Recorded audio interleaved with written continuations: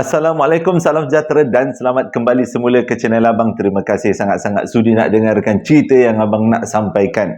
Hari ini Abang nak sampaikan satu cerita yang disampaikan daripada negeri Sabah. Jadi sebelum kita mulakan cerita, marilah kita sama-sama berdoa kepada Allah Ta'ala. Semoga dipanjangkan umur, dimurahkan rezeki, diberikan kesihatan yang baik untuk kita semua, dipermudahkan segala urusan kita dunia dan di akhirat. Semoga Allah memberikan syurga buat mak ayah kita, memberikan keamanan untuk kita satu dunia, juga memberikan umur yang diberkati. Pada yang dengar cerita Abang, kalau ada dalam keadaan tak sihat, kita doakan semoga cepat sembuh seperti sedia kala, dan semoga kita semua dijauhi daripada sihir dan hasad dengki. Tanpa membuang masa lagi, Abang akan sampaikan pengalaman jenis yang hantu ini. Abang rasa belum pernah lagi kot Abang sampaikan sebelum-sebelumnya, dan seram jugalah. Abang mulakan dengan auzubillahi minasyaitonirrajim. Bismillahirrahmanirrahim. Allahumma salli ala Sayyidina Muhammad wa ala ali Sayyidina Muhammad.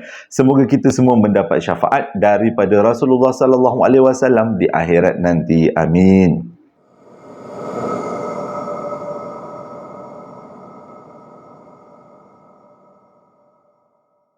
Pada tahun 1990-an, pada waktu tu Nadim yang hantarkan cerita.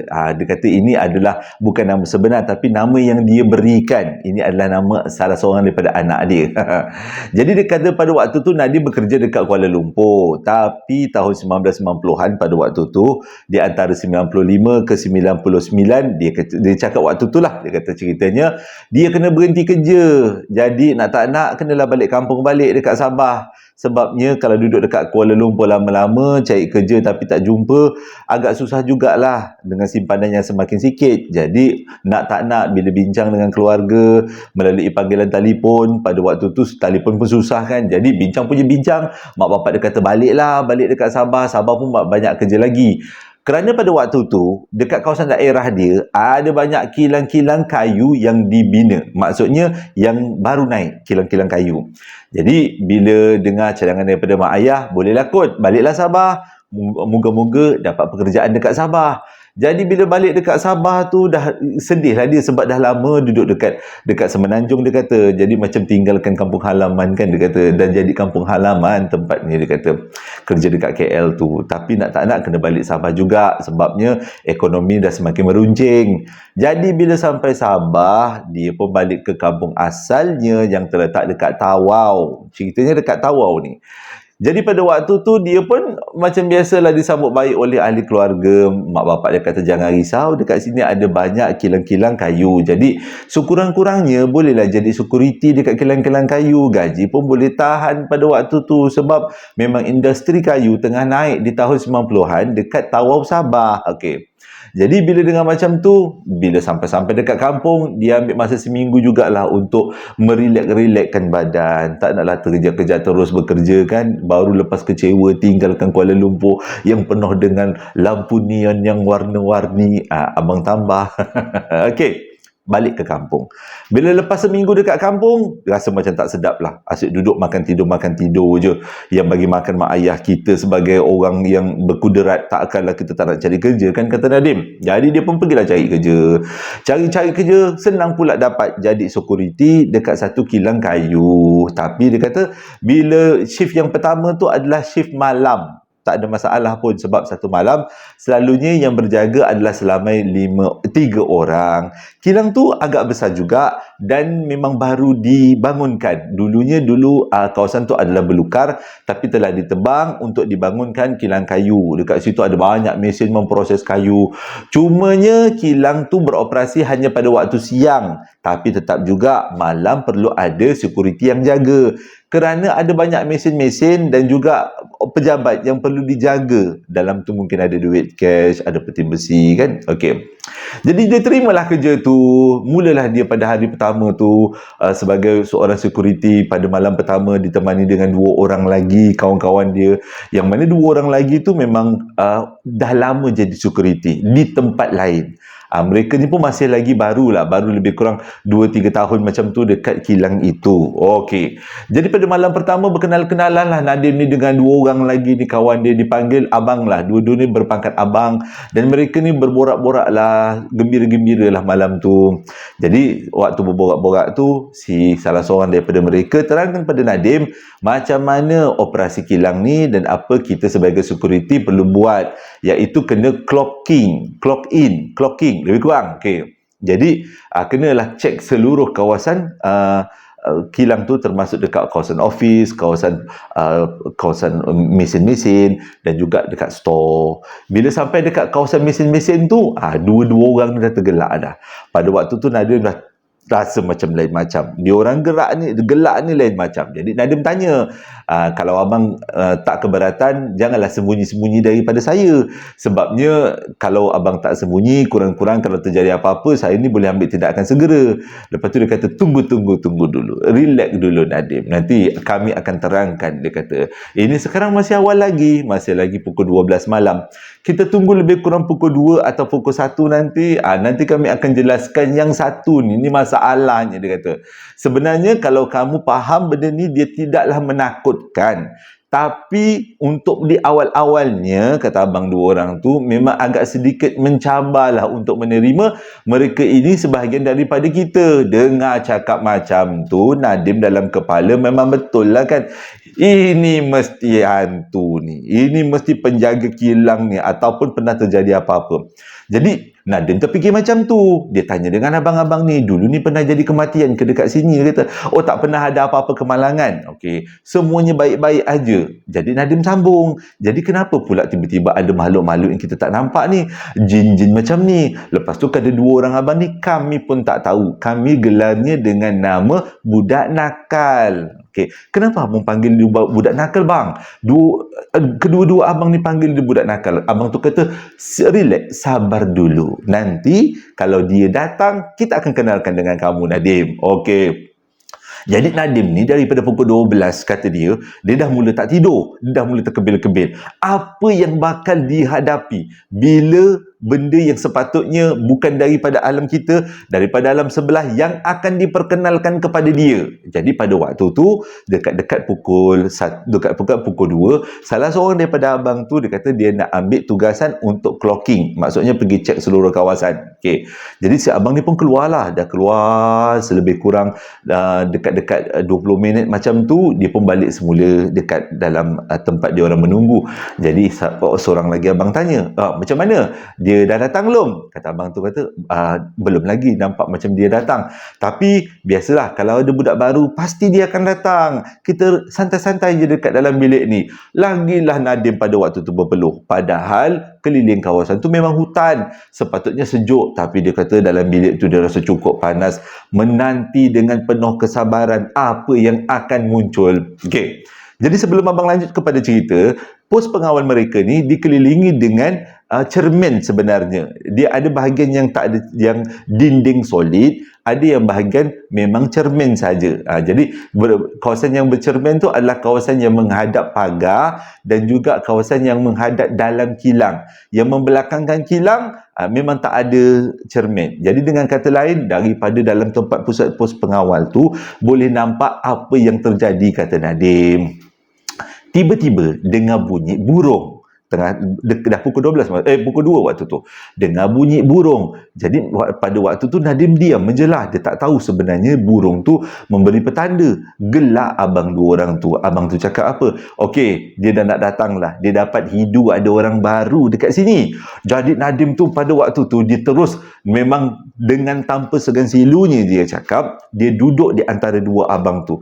Dia tak sangguplah kalau tiba-tiba muncul makcik rockers ataupun gula-gula duk terjongok dekat depan dia punya pos pengawal. Dia tak bersedia, dia cakap. Jadi sebagai langkah keselamatan, dia duduk di antara dua abang.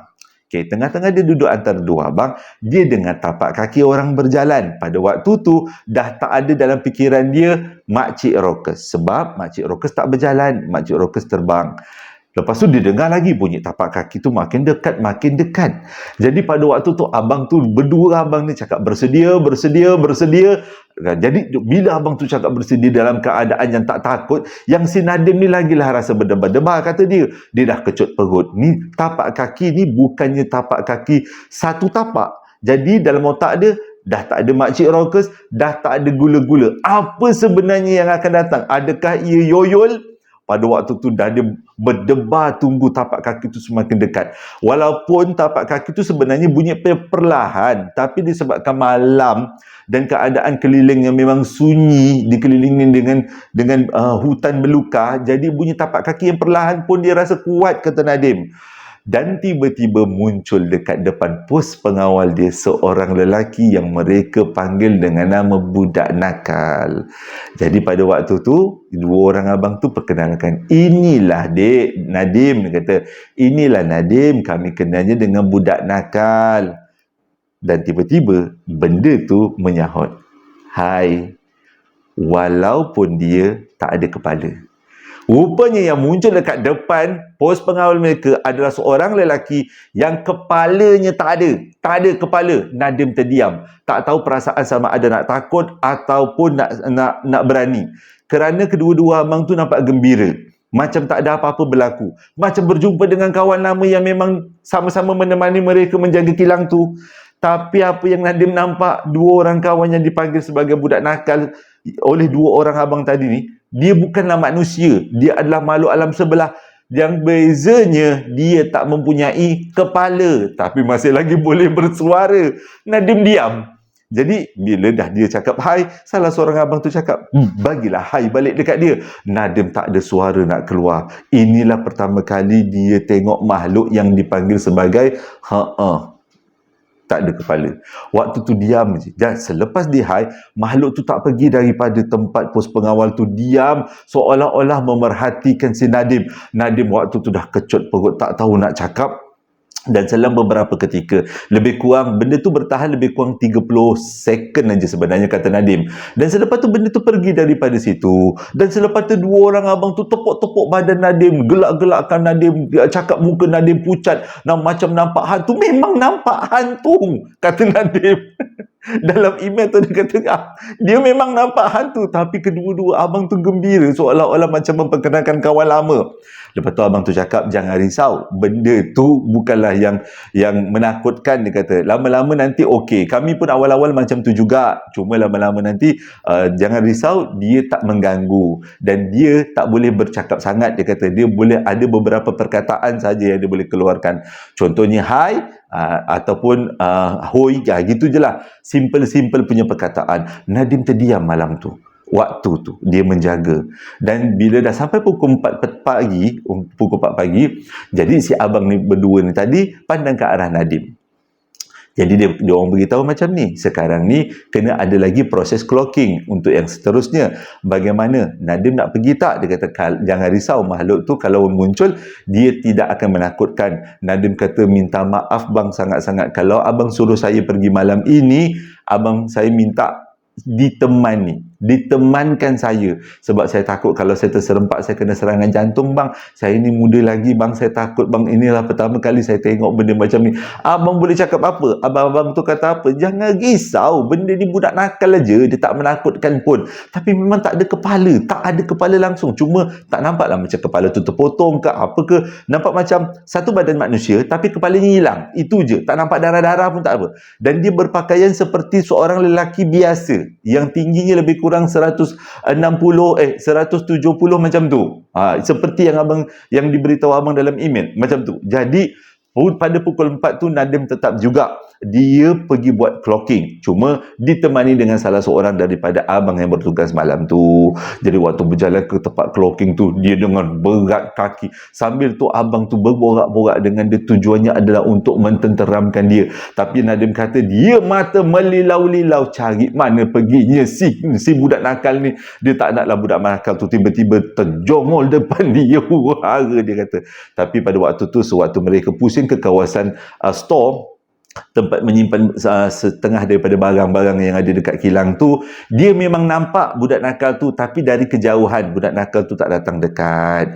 Jadi pada waktu tu berjalan dia memang dia tahu budak nakal tu memang ada dekat situ. Bila sebalik semua dia dekat pos, sementara nak tunggu waktu subuh, sebab Nadim Najib seorang yang solat, yang dua orang lagi memang tak solat lah, dia kata. Jadi abang-abang tu beritahu benda tu sebenarnya memang duduk dekat tanah tu, dah menetap dekat tanah tu. Dia tak ada disebabkan oleh apa-apa kematian ke apa, tapi memang dia ada dekat situ. Dan pada awalnya memang kami takut, tapi lepas kami pastikan benda ni tak mengancam, jadi kami anggap dia sebagai budak nakal yang menemani kami sewaktu menjaga malam.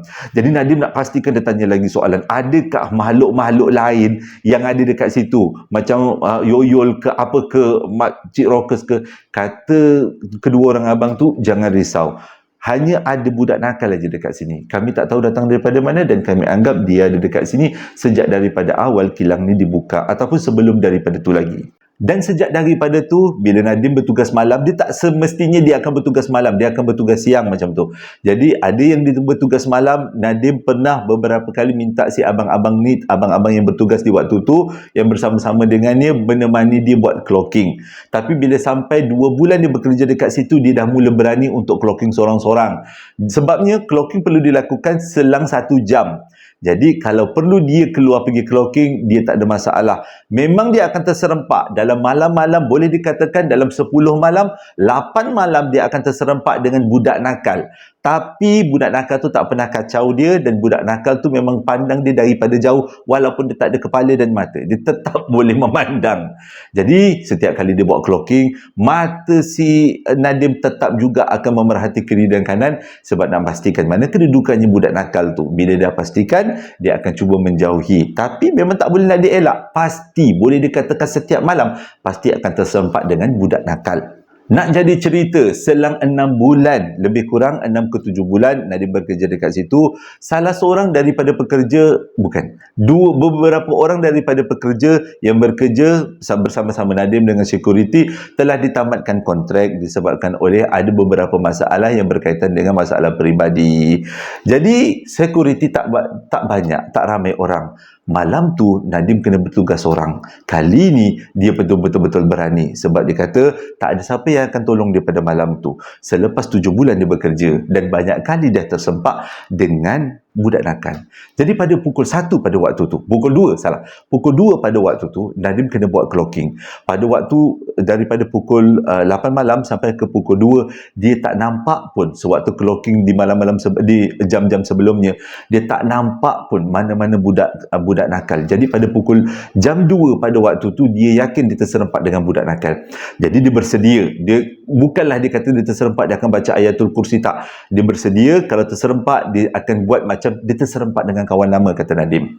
Jadi berjalanlah Nadim keluar daripada pos pengawal tu, pergilah dekat jam-jam clocking yang ada di sekitar kilang kayu tu tadi.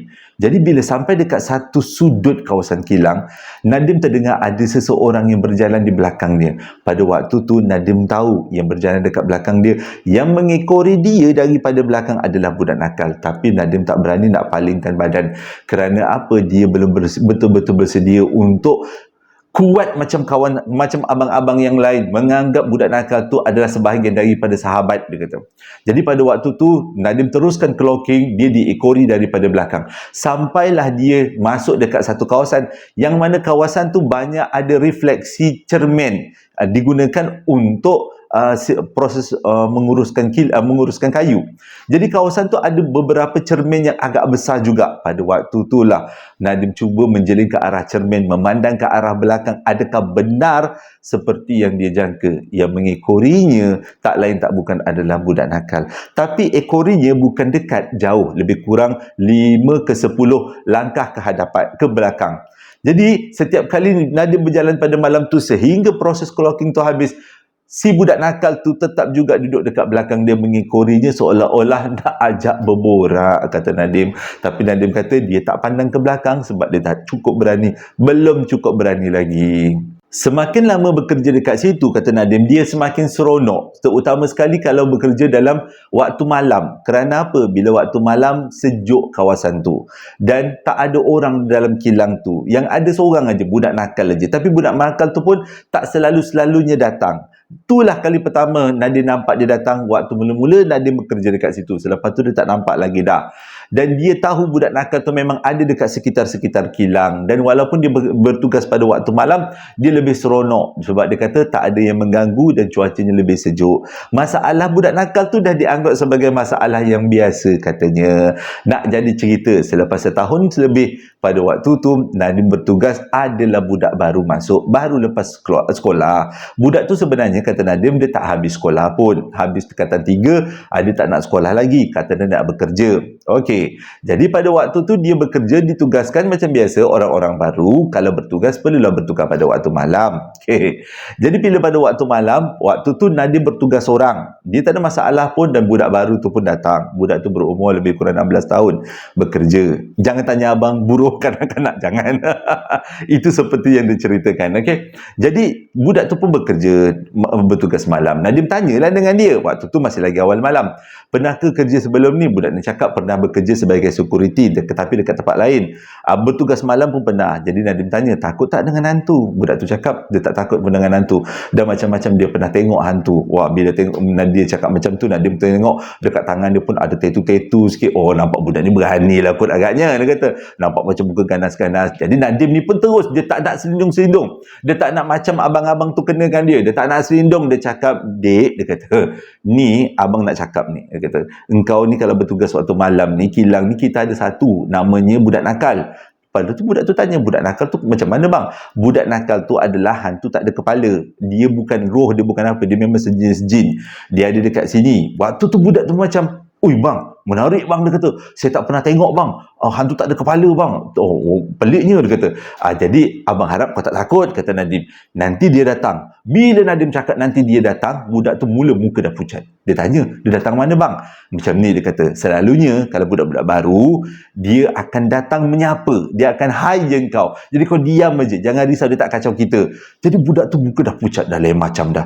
Nadim dah risau dah, budak ni okey ke, boleh bertahan ke tidak ni. Okey. Jadi pada waktu tu, diorang ni pun bertugas macam biasa dengan radio, sambil-sambil tu buat kerja. Adalah buku log perlu dikemaskinikan. Lepas tu bacalah surat khabar yang ada majalah sikit. Jadi budak tu semakin menghampiri pukul 2, kata Nadim, budak tu dah mukanya makin pucat.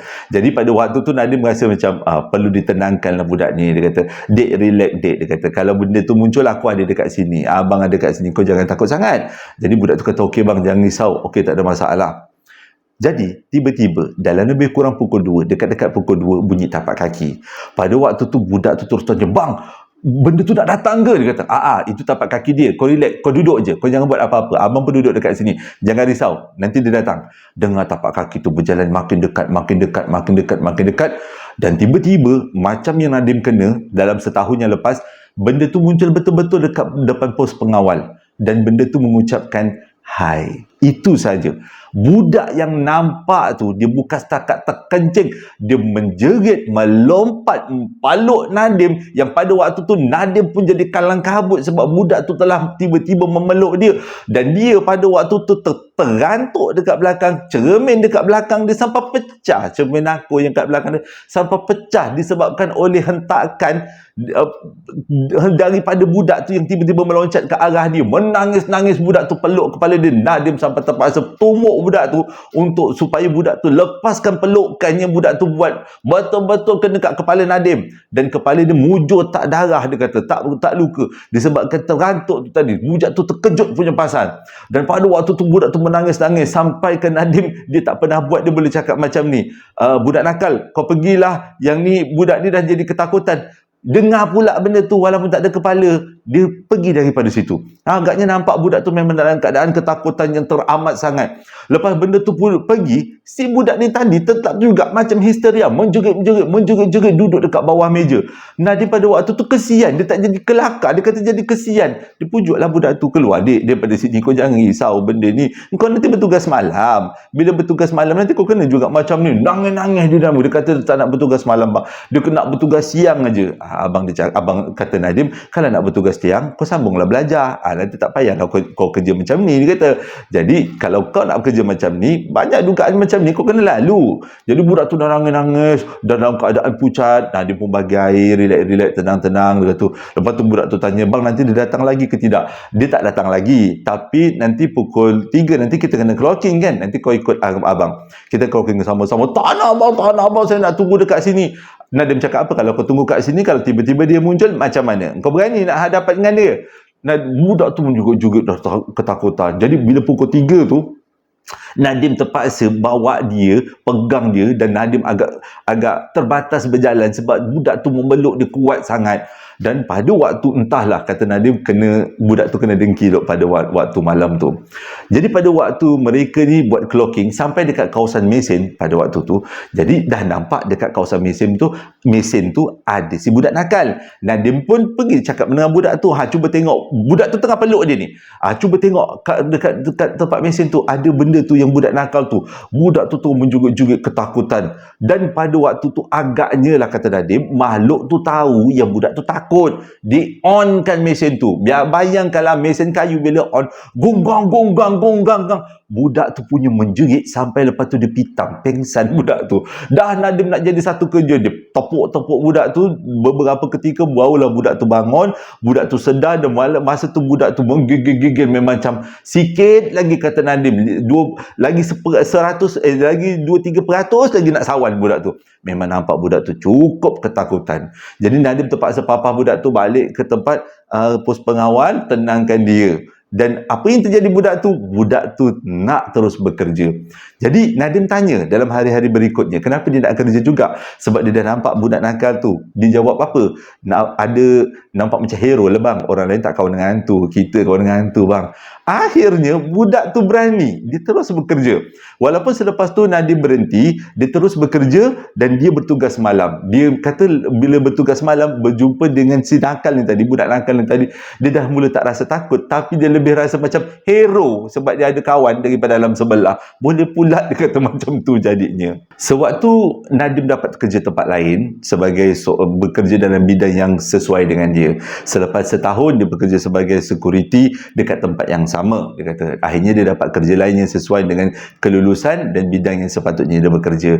Jadi dia pun nak kena berhenti daripada situ, dan dia taklah bertugas kat situ. Dan dia pergi daripada kilang tu. Cuma dia kata sewaktu dia pergi tu, dia rasa macam ralat sebab diingatkan dia dapat jumpa dengan budak nakal sebagai ucapan selamat tinggal. Tapi dia pada waktu tu dia perlu pergi mendaftar diri, dia perlu lapor diri dengan kadar segera. Jadi dia tak sempat nak jumpa dengan budak nakal tu. Selang 2-3 bulan dia bekerja dekat tempat baru pada waktu di Kuala Lumpur. Okey, bukan di Sabah lagi, di Kuala Lumpur. Selepas 3 bulan dapatlah peluang dia kumpul duit dan balik semula ke Sabah. Jadi pada malam tu dia teringin nak pergi ke tempat dia bekerja sebagai security. Ni tengah bercuti ni. Jadi dia cakap dengan mak ayah dia nak pinjam kereta, dia nak pergi ke tempat tu. Bila sampai dekat tempat tu, dia nampak budak lelaki yang pernah bekerja dengan dia dulu masih lagi bekerja dan bertugas pada malam tu. Tapi malam tu dia bukan bertugas seorang lah, dia bertugas 2 orang. Lepas tu si Nadim tanyalah dengan budak tu, macam mana dengan budak nakal? Budak tu kata, okey bang, budak nakal dia tak nakal sangat, dia baik je, dia kadang-kadang aja dia muncul macam tu. Jadi pada waktu tu dia orang tanyalah dengan Nadim kenapa datang. Nadim kata dia nak jalan, nak rindu, dia kata nak jalan dekat situ, nak berjumpa dengan budak nakal. Jadi Nadim ni pun pergilah pukul 2 pagi, dia tunggu ni, dia 2 pagi dia tunggu. Lepas tu dia pergi buat clocking, dia pergi meraun nak jumpa dengan budak nakal tu sebagai ucapan selamat tinggal.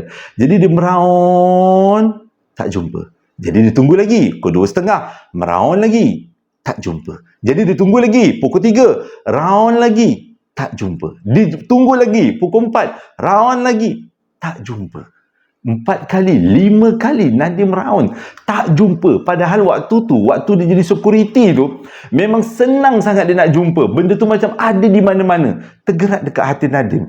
Rupanya yang nampak adalah orang yang bekerja, yang tak bekerja atau tak pernah, walaupun pernah bekerja tapi dah tak kerja lagi dekat situ, dah tak nampak budak nakal tu. Tapi pada waktu tu Nadim tak cerita pada 2 orang kawan dia yang bertugas pada malam tu. Budak yang 16 tahun tu dengan seorang abang tu, dia tak cerita. Cuma itu yang ada dalam bermain dekat fikiran Nadim. Mungkin dia akan muncul bila dia bekerja dekat situ, ataupun orang yang bekerja kat situ saja yang boleh nampak dia. Orang lain mungkin tak.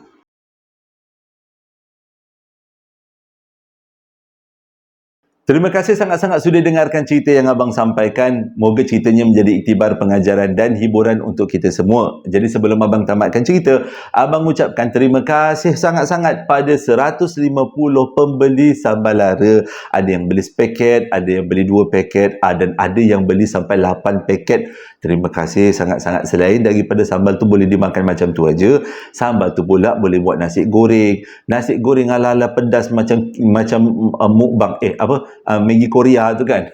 Boleh juga nak buat masak lemak cili api pun boleh juga. Dia boleh jadikan sambal ataupun perencah. Terima kasih pada semua yang membeli sambal lara dan semuanya komen dengan komen yang sama, iaitu apa? Pedas macam nak mati. Terima kasih sangat-sangat. Abang berulang air makan. Jadi abang hanya jual 150 paket aja, dan selepas ini kalau abang keluarkan produk yang baru, bukan produk yang sama, yang lain. Tujuannya adalah abang nak sampaikan warisan-warisan keluarga daripada mak abang, arwah ayah abang, boleh disebar-sebarkan pada semua. Masing-masing merasa warisan-warisan keluarga abang kan. Hingga berjumpa lagi dalam hari yang akan datang. Assalamualaikum warahmatullahi wabarakatuh.